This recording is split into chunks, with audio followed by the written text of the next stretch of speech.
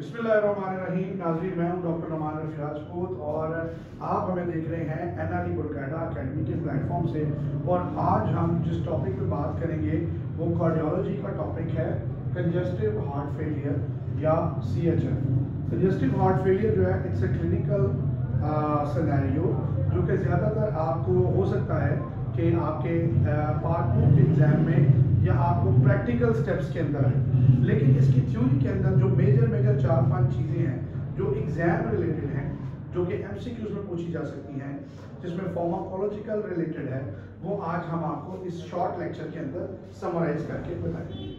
सबसे पहली बात ये है कि congestive heart failure is actually the dysfunction of the heart as a pump of blood causing insufficient oxygen delivery to the tissues and fluid accumulation in the lungs।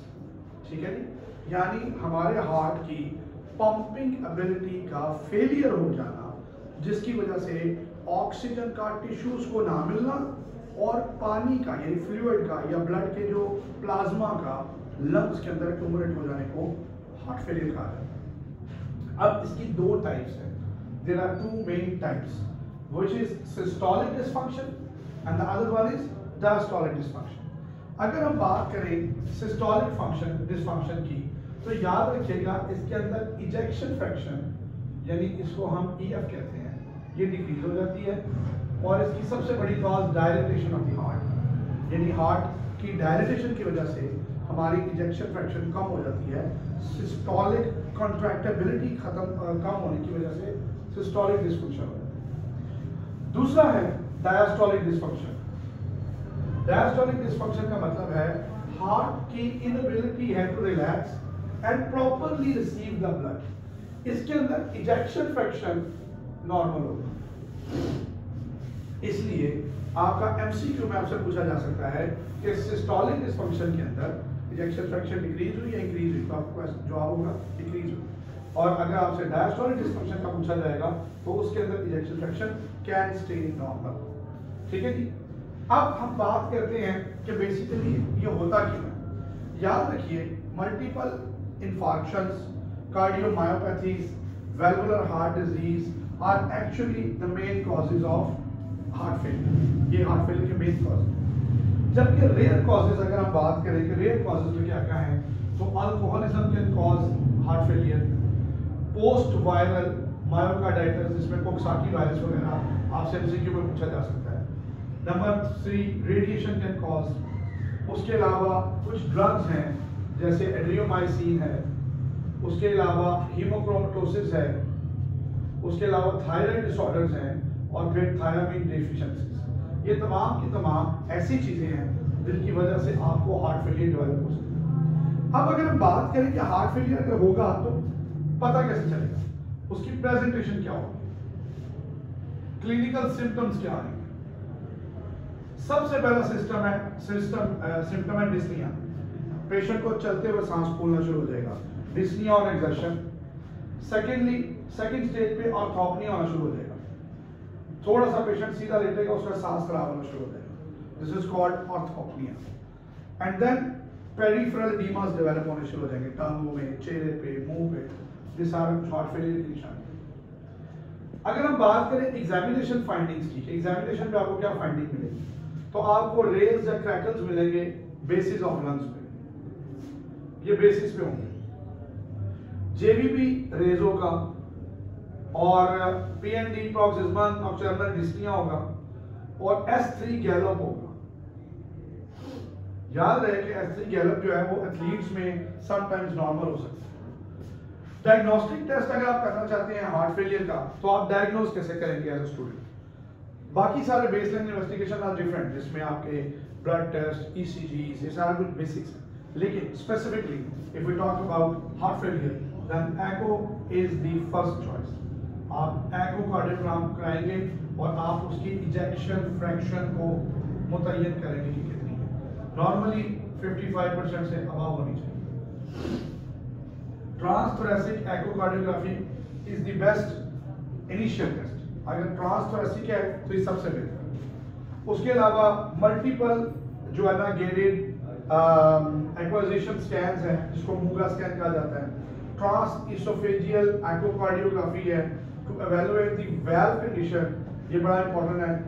उसके अलावा BMP जो आपको पता है ब्रेन नाइट्रोयूरेटिक पेप्टाइड है, ये evaluate करता है heart failure versus any pulmonary disorders को। हार्ट फेलियर के अंदर इसका लेवल बड़ा होगा, ठीक है। अब ये सारे के सारे टेस्ट आपको बताएंगे कि पेशेंट हार्ट फेलियर में है या नहीं है। अगर आपका पेशेंट हार्ट फेलियर में है तो आप उसे ट्रीट कैसे करेंगे। याद रखें, हम सिस्टोलिक और डायस्टोलिक को सबसे पहले हमने वो दवाइयाँ दी जिनका बहुत बेनिफिट होता है। सिस्टोलिक के अंदर ACE-ARB का बहुत अच्छा रोल है, स्कूबिट्रिल का बहुत रोल है, बीटा ब्लॉकर्स का भी लिमिटेड रोल है। डायूरेटिक में जो आपके स्टीरॉइड बेस्ड हैं, जो एल्डोस्टेरॉन्स जो है स्पेरिंग है, दैट इज स्पाइरेनोलेक्टोन और एप्लेरिनॉन, ये आप देख सकते हैं। हाइड्रोलाजीन या नाइट्रेट्स का भी रोल है। लेकिन अगर बहुत ज़्यादा हार्ट फेलियर एडवांस स्टेज पे चला गया है, सिस्टोलिक डिसफंक्शन बहुत ज़्यादा हो गया है, तो फिर आप इम्प्लांटेबल डिफिब्रिलेटर भी पेशेंट में डाल सकते हैं। ये किसी भी किस्म के एरिथमिया को चलने से रोकता है। अगर हम बात करें डायस्टोलिक डिसफंक्शन की, तो डायस्टोलिक डिसफंक्शन में ज़्यादातर चूंकि फ्लूइड अकोमोडेट होता है और हार्ट को रिलैक्स होने का टाइम नहीं मिलता, तो इसके लिए हमें डायूरेटिक्स देने पड़ते हैं, जिसमें स्पाइरेनोलेक्टोन या लूप डायूरेटिक्स हो। स्पाइरेनोलेक्टोन या लूप डायूरेटिक्स जैसे कि फ्यूरोसमाइड,